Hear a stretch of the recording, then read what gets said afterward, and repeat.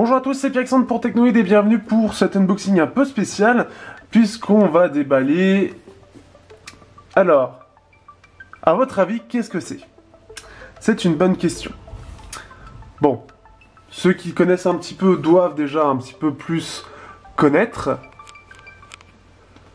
C'est le Black Shark. Donc, le Black Shark, qu'est-ce qu'il a? USB type C to audio. Hop, qu'est-ce qu'on a d'autre comme information? Pas grand chose. On comprend rien. En tout cas, on est sur la version 8Go et 128Go. Qu'est-ce que le Black Shark? Pour ceux qui connaissent pas forcément, surtout que c'est de l'import uniquement, ça arrivera jamais en France, c'est le Xiaomi Black Shark. Alors c'est un téléphone très particulier, c'est un téléphone orienté gamer, on va le voir juste après au déballage. Mais ce qu'il faut savoir, c'est que Xiaomi, au-delà des téléphones, ils font aussi avec la filiale Mijia, oui c'est Mijia qu'on dit. En fait, il y a beaucoup de partenariats avec d'autres marques qui font les produits. Xiaomi donne un petit peu son expérience ou des petites choses à modifier sur un produit qui est déjà quasi finalisé. C'est le cas ici, puisque en fait c'est la société Black Shark. Donc c'est vraiment une société, vous avez leur site, et leur site parle du Black Shark. Il ne parle pas du Xiaomi Black Shark, mais juste du Black Shark Phone. Donc ce qui fait qu'on se retrouve avec cette boîte où il n'y a pas de mention de Xiaomi, mais Xiaomi le met en avant en fait. Pour Xiaomi, c'est un peu une gamme gamer qui est déjà faite parce que le produit est très bien. Ils ont voulu travailler avec eux, donc ce qui fait que d'un côté on va avoir Black Shark qui apporte un smartphone très gamer avec une expérience gamer, et Xiaomi va apporter ses services, son identité, son expérience et surtout son marketing, sa réputation. Donc, on va pouvoir maintenant le découvrir. Alors, vous avez sûrement, pour ceux qui connaissent, déjà vu sur YouTube, mais je l'ai de mon côté. Il faut savoir que le test va être très court. Je vais en faire un test le plus rapidement possible, en fait, puisque donc c'est Vito, et je le remercie de l'Apostec, qui a pu l'avoir grâce à un de ses contacts, et qui me l'a passé parce que il était très intéressé par mon avis un peu plus technique que lui, et donc ce qui fait que vous allez avoir une vidéo un peu découverte sur sa chaîne, et moi ce que je vais faire de mon côté, je vais faire un test très complet, donc ce sera un côté un peu plus léger du côté de Vito si vous êtes intéressé, et moi un côté plus technique. Par contre le recul va être pas terrible puisque je l'ai, alors là aujourd'hui on est mercredi, donc mercredi, jeudi, sachant que j'ai un événement chez Samsung, vendredi après je suis au cinéma, j'ai le week-end bien sûr avec ma copine, et le dimanche soir il y aura le live, donc on fera un live. Vito devrait arriver alors soit à peu près vers les 21h, soit peut-être avant, soit un petit peu après, donc on verra, et on parlera justement du Black Shark, et il le récupérera pour faire sa vidéo très rapidement. Je sais, je fais durer le suspense, mais je le remercie quand même parce que c'est grâce à lui que je peux l'avoir et que je suis l'un des rares en France à l'avoir. Et ce qui fait que vous pouvez voir, You're a gamer, chinois, let's shark. Let's shark au lieu de let's go, c'est let's shark. Donc nous avons ça, et voici le téléphone. Donc faut savoir qu'on l'a déjà déballé pour le découvrir justement. Donc voilà un petit peu la face avant. Hop, on va l'enlever. Et voici l'arrière.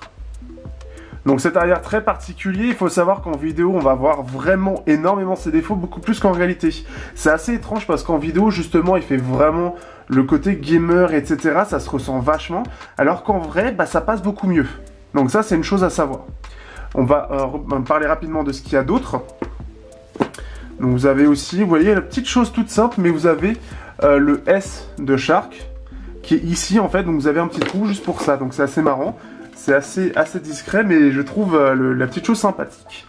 Donc ici, qu'est-ce que vous avez? Hop. Vous avez le petit, la petite pin pour pouvoir ouvrir le tiroir, dual SIM, à savoir. Et vous avez, et chose très intéressante, et on va en parler rapidement dans la prise en main qui va se faire juste après l'unboxing. Donc cette coque-là, on va la montrer après. Hop, après ici, vous avez bien dur. Vous avez bien sûr les choses habituelles, donc tout ce qui est garantie, manuel d'utilisation. Il y a même un protège-écran s'il faut. Donc ça c'est bien, c'est fourni de base. Donc ça fait qu'on a une petite coque. Alors, et la coque, on va en parler juste après. Pour finir, hop, on a droit à un câble USB type C. Classique. Alors ça je vais tester, on a droit aussi à un petit adaptateur USB au jack. Donc ça, d'ailleurs, je le mets de côté pour que je puisse tester ensuite et comparer avec mon câble USB-C KZ. Vous savez, mon câble USB-C KZ, quoi. Vous savez, celui que j'ai mis une demi-heure. Voilà. Et vous avez ensuite le chargeur, hop, ici. Alors, Black Shark, donc 12 volts, 1,5 ampères, je sais pas si c'est du Quick Charge 3 ou 4, 9 volts, 2 ampères, 12 volts, 1,5 ampères, ça me semble être du Quick Charge 3, je crois que c'est ça, je suis plus sûr par rapport à ça. Si quelqu'un a l'information dans les commentaires, n'hésitez pas, parce qu'il n'y a pas, pour le coup, pas d'indication, en général c'est indiqué. C'est peut-être du 4, parce que 12 volts, 1,5 ampères, ça me fait plus penser à du 4, mais à vérifier, sachant que c'est, ah oui, c'est 5 volts, 3 ampères, 9 volts 2 ampères et 12 volts 1,5 ampères. Là, j'ai plus les caractéristiques techniques entre la différence entre le 3 et le 4. Je connais la vitesse de chargement, surtout théorique. Donc voilà, on va passer maintenant à la prise en main. Ça fait que ça va faire une vidéo un peu plus longue. Donc on peut voir, hop, forcément un peu de poussière. Ce qui fait qu'on a ici les boutons volume plus et moins. À gauche, vous avez un bouton alors qui est assez intéressant. Hop, on va le déverrouiller. Qui est assez intéressant puisqu'en fait, quand on l'active, ça lance le Shark Space. En fait, ça va être le système gaming tout simplement. Donc, il va vider toute la RAM, il va prendre en compte les jeux. Alors là, il n'y a pas tous pour le coup, mais on peut en ajouter. Il va faire ceux qui détectent et on peut en ajouter d'autres. Par exemple, qu'est-ce que j'ai en plus? Clash Royale, Sniper, Unkilled, Dead Effect. Hop, on va les ajouter. Bon, hop. Ensuite, hop, qu'est-ce qu'on a? On a les statistiques. Donc la time division, your game time generally entre 11 et 14 heures. Et une petite chose, manger ou jouer à un jeu, c'est la question. Les statistiques donc des jeux auxquels on a joué, la data, puisque forcément là on a téléchargé plein de choses, daily time, donc là ça permet de voir, en fait il y a toute une statistique. Autre chose assez intéressante, que c'est assez, pour le coup assez étrange, c'est que, hop, ah oui, alors, quand on appuie ici, ça ne sert à rien. Il nous le dit bien justement, il faut sortir du Shark Space. J'en profite, qu'est-ce qu'il y a? Open Diving Mode, Turn off the call function, d'accord, en fait, on peut désactiver en fait le système d'appel pour éliminer en fait le système de cassure lié à l'appel, puisque justement ça va casser l'expérience gaming. Donc ça c'est assez marrant. Il est automatiquement fermé quand on quitte le Shark Space et il revient, il faut le remettre une fois qu'on revient dessus, de ce que je comprends. Bien évidemment, alors en plus de ça, on va parler rapidement, donc ce qui fait qu'on va les activer. On est, donc, comme c'est pas du Xiaomi, on n'est pas sur du MIUI, on est sur Joy UI, donc la surcouche de Black Shark tout simplement. Mais la petite différence, et c'est là où on apporte justement les services, c'est que ça, c'est, hop, si on va baisser un petit peu les ISO, en fait là c'est le lecteur de musique Xiaomi. On a aussi la galerie. D'ailleurs, je vous montre Vito qui est très très content. On a aussi l'appareil photo. Donc le système de photo, c'est aussi de ce point de vue-là, l'appareil photo qui a l'air assez intéressant en plus de ça. Il n'a pas l'air mauvais, mais il n'a pas l'air forcément bon. Ça a l'air assez particulier. On y reviendra. Qu'est-ce qu'on a? On a... Alors, là, vous voyez le Shark, donc App Store, et avec un S, le S de Shark. Mais quand on l'ouvre, eh bien en fait, c'est le store de MIUI. Donc ça aussi, c'est assez marrant. Donc c'est là, en fait, c'est-à-dire que Shark a ses propres apps quand même, il y a certaines apps qui sont de chez eux, donc on a le Black Shark Forum par exemple, Calendar, bah là ça va plus être eux normalement, non en fait c'est toutes les applications sont d'eux, en fait toutes les applications c'est en fait du Xiaomi, j'ai pas encore pris le temps de tout regarder, il y a certaines choses où c'est pas forcément Xiaomi, par exemple le mode download, là pour le coup c'est du Android pur, le système de mail, alors en plus de ça, alors là c'est dommage, j'ai pas de choses que je peux montrer.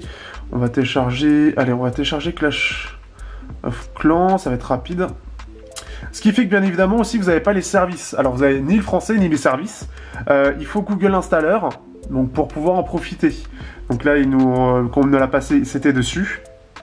Alors apparemment pour l'instant ça réagit bien, tout ce qui est tweet, Facebook, j'ai l'impression que j'ai les notifications. Alors peut-être pas toujours, je sais pas, mais en tout cas ça a l'air d'être bon de ce point de vue-là. D'un premier coup d'œil. Qu'est-ce que je peux dire d'autre? Sinon après il y a beaucoup d'options, c'est-à-dire que là bon, on a le système classique et on a les paramètres qui sont ici. Alors les paramètres ça fait pas mal penser à du Xiaomi mais made in Black Shark, donc modifié. C'est-à-dire on a vraiment l'impression d'avoir un mix entre MIUI et une surcouche propre. Donc, par exemple même le browser, browser c'est ce que propose Xiaomi en fait. Donc ce qui fait que c'est assez marrant de voir en fait ce système où MIUI est en fait très présent sans l'être réellement en fait. C'est-à-dire le fond, c'est pas eux, c'est surtout dans la forme, c'est-à-dire les apps Xiaomi. Ce qui fait que c'est un smartphone qu'on risque pas d'avoir chez nous. Parce que, bah, en fait, c'est un système complètement chinois, c'est un système fait pour les Chinois, le côté gaming. D'ailleurs, normalement, qu'est-ce qu'on avait vu tout à l'heure? Il y avait, je crois, un store... Voilà, Games, qu'est-ce que ça va être? Ça va être des jeux en chinois. Donc, c'est fait pour la Chine étant très consommatrice de smartphones, et surtout de jeux en ligne, de jeux mobiles. Donc, ce qui fait que, bah, c'est un petit peu la guerre là-bas. Donc, on a le Honor Play aussi qui montre ses dents, donc ce qui fait que ça peut être intéressant. Qu'est-ce que je peux dire de plus sinon? Ah oui, petite chose, alors je vous mets en même temps, juste après je vais vous mettre un petit extrait du jeu PUBG qui est ultra fluide pour le coup. Et en fait, donc vous avez en fait tout autour ici c'est en métal. Tout le pourtour c'est du métal. Comme on le sait, ils ont mis un refroidissement liquide sur le smartphone, ce qui fait que ça permet une meilleure dissipation de la chaleur. Au centre, c'est très bizarre parce que c'est pas la même matière, apparemment c'est plus du plastique. Alors en plus de ça, je reparlerai dans le test, mais le S de Shark semble avoir une double utilité. D'ailleurs, même la matière avec plein de triangles ici, ça a l'air très particulier. Ce qu'il y a de particulier, c'est surtout que sur PUBG, alors on peut le faire tourner à fond, c'est-à-dire en mode HDR et en mode ultra. Je crois qu'il y a ultra, je sais plus exactement le mode de jeu, enfin le mode de graphisme exact, mais le plus haut disponible en tout cas, et il chauffait beaucoup. Mais quand je dis beaucoup, c'est que c'était pas vraiment tenable, c'est-à-dire que toute la partie ici était vraiment très très chaude. Et donc je dis, ah oui c'est très chaud, et vito, je l'ai passé, je fais, oh, ah oui c'est bouillant. Donc, c'est là où intervient cette coque. Si vous regardez bien, la coque, elle entoure toute la partie métallique. Et c'est là en fait son plus gros intérêt, c'est-à-dire que vous la mettez, et en fait, ce qui fait que ça va vous faire une partie, en fait, comment dire, une protection en plastique, ici, mais pas une protection contre les coups, alors ça peut être le cas, mais c'est surtout une protection contre la chaleur. Si vous regardez bien, ça suit exactement la partie en métal, et comme le plastique est beaucoup moins conducteur de chaleur, eh bien, quand vous allez être sur une session de jeu, la dissipation de chaleur va se faire sur le métal tout autour.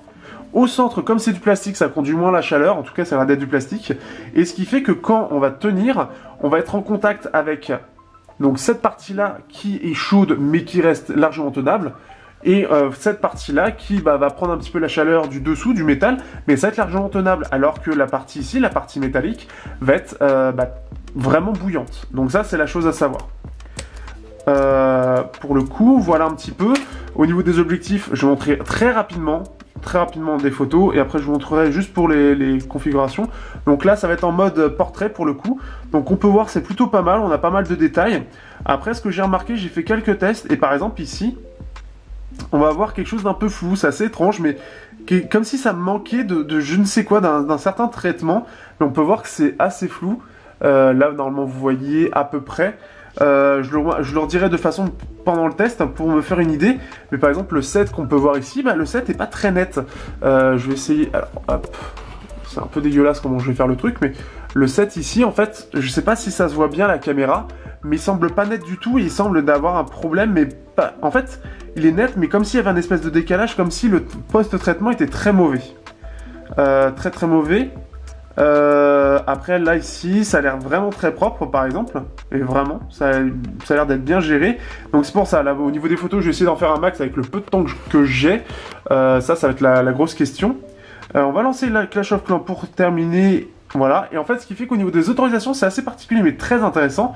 Quand vous lancez une nouvelle application, vous avez toutes les autorisations que demande l'appareil, que demande l'application.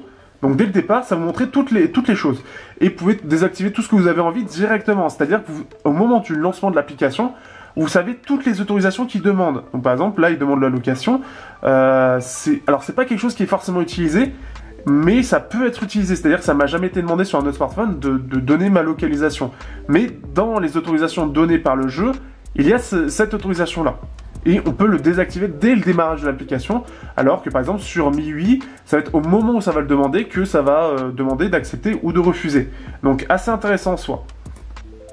Dernière petite chose, ça va être les boutons. Alors si vous regardez bien, je touche des boutons invisibles.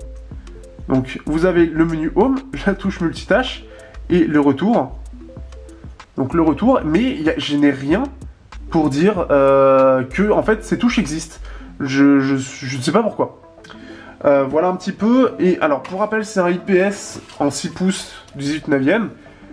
En termes de comparaison, vous avez ici, on va lancer, hop, vous avez ici le Honor View 10 qui est plus compact pour le coup. Donc ça c'est intéressant à savoir, c'est plus compact.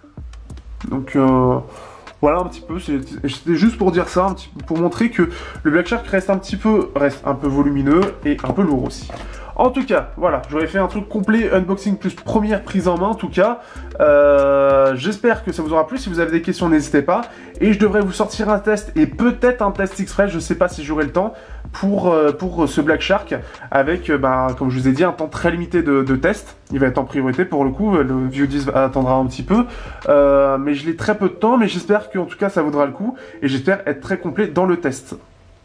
Sur ce, je vous dis à bientôt pour le test du Black Shark, donc il va arriver semaine prochaine.